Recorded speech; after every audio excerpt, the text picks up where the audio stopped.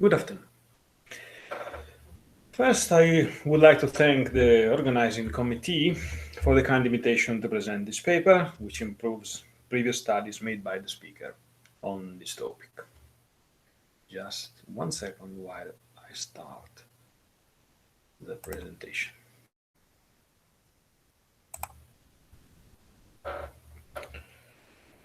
Among the many series of gemstone amulets of the imperial period, commonly known as magical gems, one bears the inscribed logos ЈΘΕΝΕΞE ՅΑΟYΘΙՅ.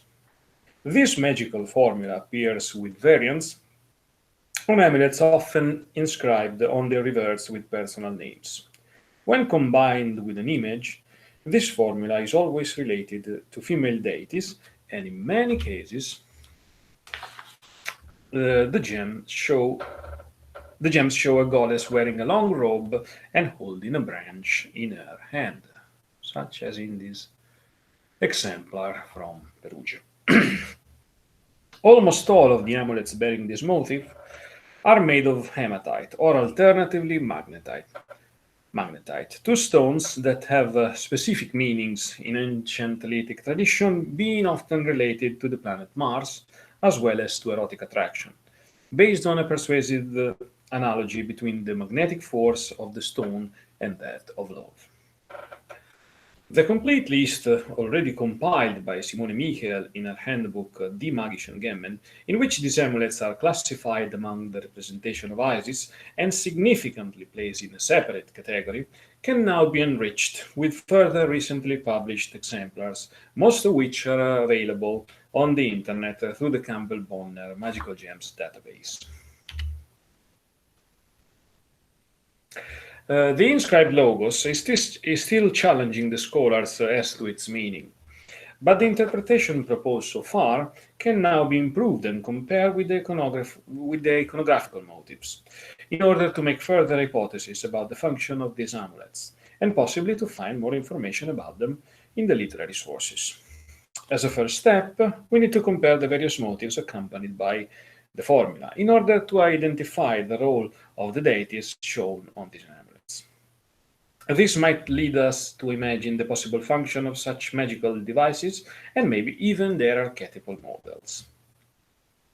The following table shows the various exemplars of the type.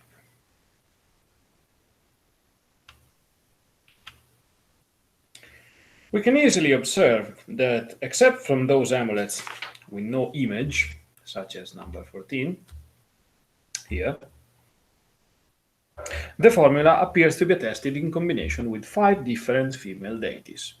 The first one seems to be Isis, shown on a hematite from the Archaeological Museum of Perugia, here number 6.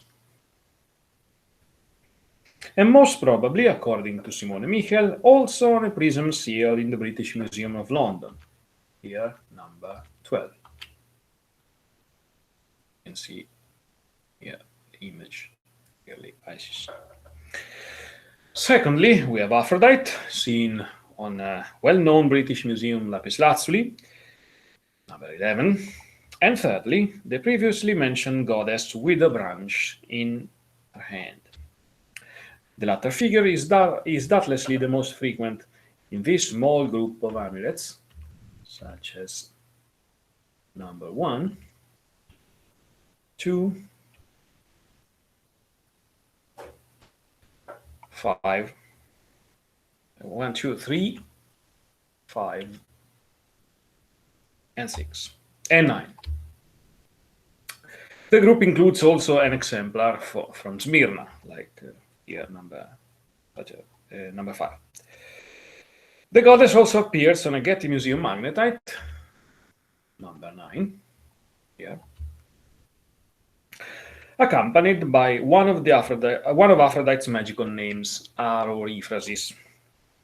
While she sometimes takes on some typical features of Demeter, such as in number 10, here, and Kore, Persephone, number 4. On a Berlin magnetite, number 8 here, she is half naked, leaning on a pillar with a hydria on its top, in a posture resembling the Venus of Capua. Moreover, it's implausible to parallel the branch-holding goddess in a long robe with the traditional Nemesis type. Finally, there is a lost amulet, no image of which remains, but which is meticulously described by Nicolas Fabry de Peyreche, bearing our logos on its reverse, beside an image probably of a trimorphic Hecate. On the obverse, the gem should bear the image of an anquipid. The female nature is obviously the most evident element linking these deities, but their relationship with the same vox magica is enough to conclude that more profound theological thoughts should have connected all of these figures together. Now, from a strictly linguistic point of view, very little is known about our formula, the meaning of which has been only conjectured by the scholars. Morton Smith, who read the formula as a corrupted version either of the Greek ₦ഥένεκες ЈαΟYΘΙЯ, you have the strength, Sothis, or ₦ΘΕΝΕΞE ՅαΟYΘΙЯ, who has strength, be well. This interpretation provided us with a link to the goddess Sothis, the Greek name of the star Sirius, Egyptian Sobdet, which was in turn identified with Isis. The former interpretation is endorsed by Simone Michel, who also notes that the word Sothis is clearly connected to a deity that combines the features of Isis with those of Aphrodite Hathor. The fact that the logos was originally made of two words is also evident in the way they are inscribed on the extant amulets, where the two words not only are clearly divided, but also inscribed in opposite directions, as we can see clearly here.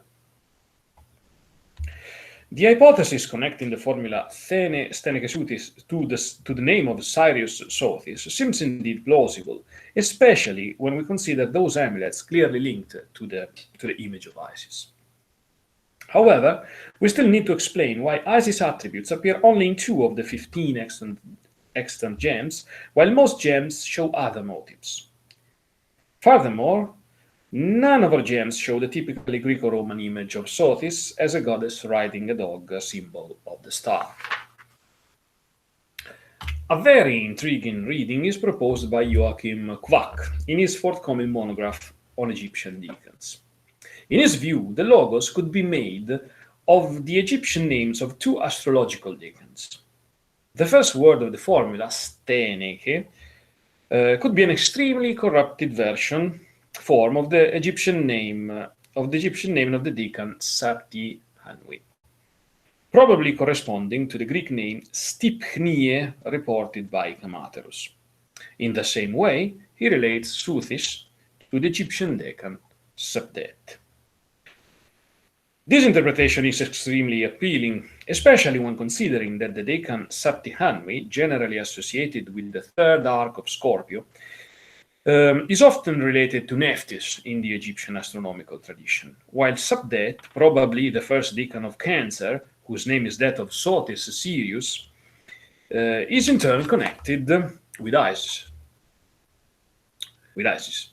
Moreover, Saptihanwi is sometimes identified as Sopdu Horus, and can therefore be seen as the male counterpart of Sobdet. Finally, Quack explicitly relates both the formula steneke Sothis and the goddess chosen by most of our amulets to the figure of Isis, associated sometimes to Sothis and sometimes to Nephthys, who is in turn related to Saptihanwi.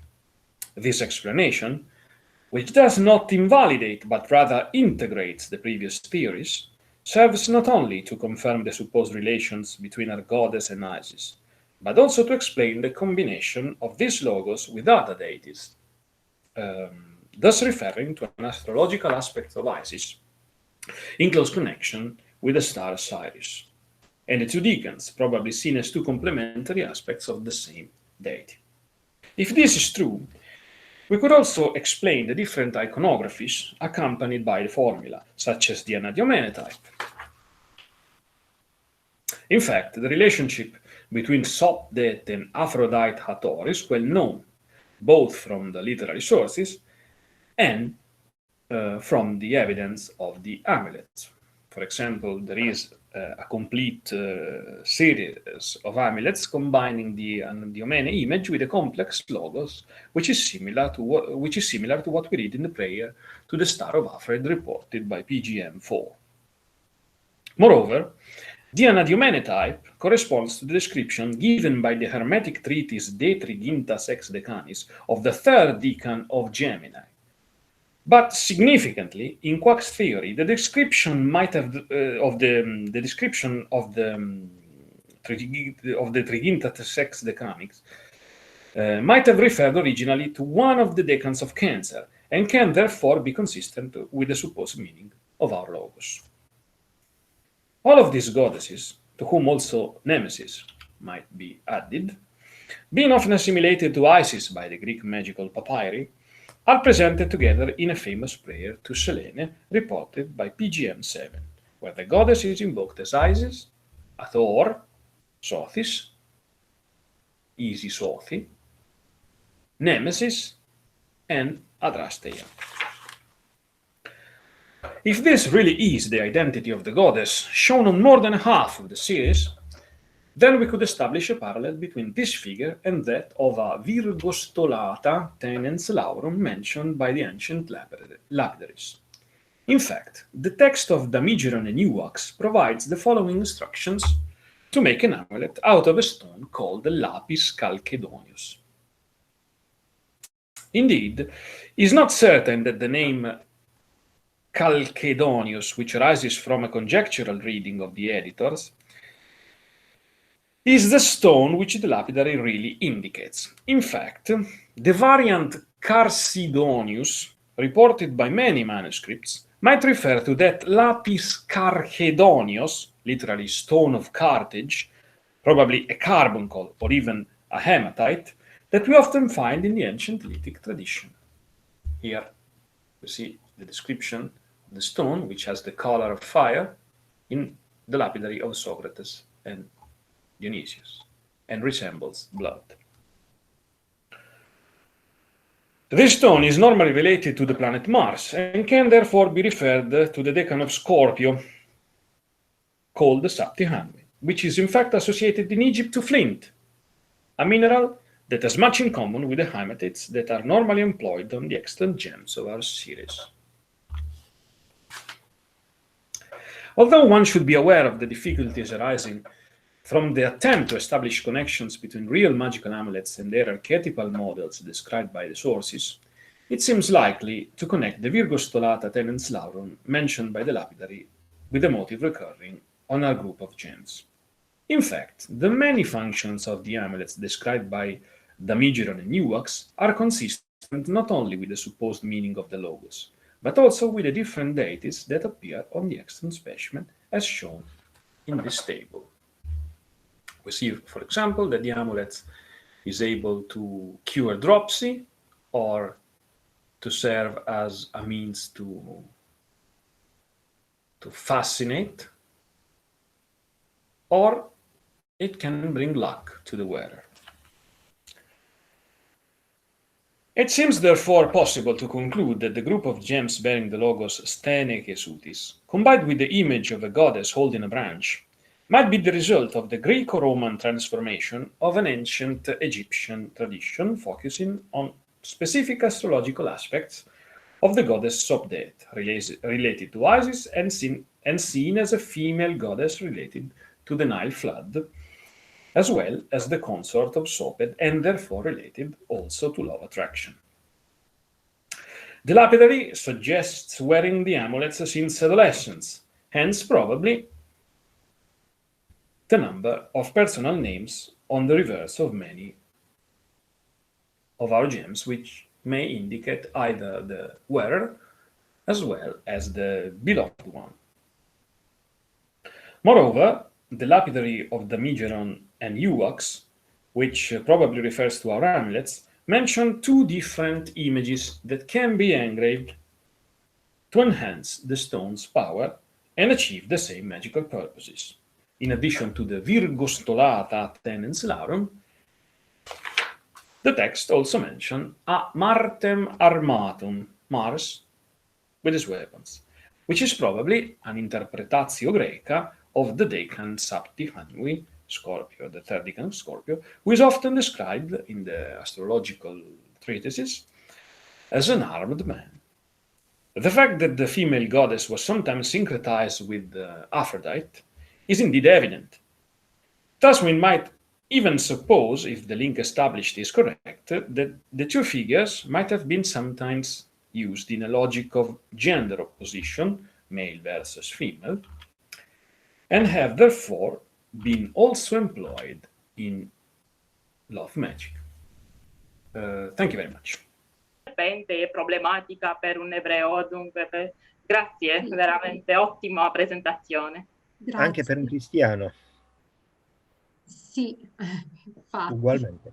perché rappresenta il male, però è il male che più che altro nel Medioevo probabilmente, perché in realtà già nella tradizione ebraica abbiamo il bastone di Aronne che più assomiglia a un serpente, per cui ha qualcosa che è venuto in epoca successiva probabilmente. Paola, anche perché ha una domanda per te. Sì, ho visto. Allora, sì. Hello, can you hear me? Ok, thank you very much. Grazie tante per la presentazione, molto interessante. Ho una domanda su Smeraldo. Se ha trovato anche gemme di Smeraldo, perché era famoso Smeraldo per la terapia, per i scopi terapeutici. Scopi terapeutici sì, però nella città di Luni non sono state trovate gemme con queste iscrizioni magiche su Smeraldo, ma soltanto materiali molto più poveri, perché lo Smeraldo era piuttosto prezioso. Prezioso, No. sì. Grazie. Niente.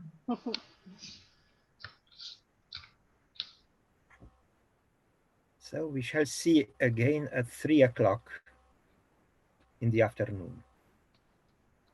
Thank you.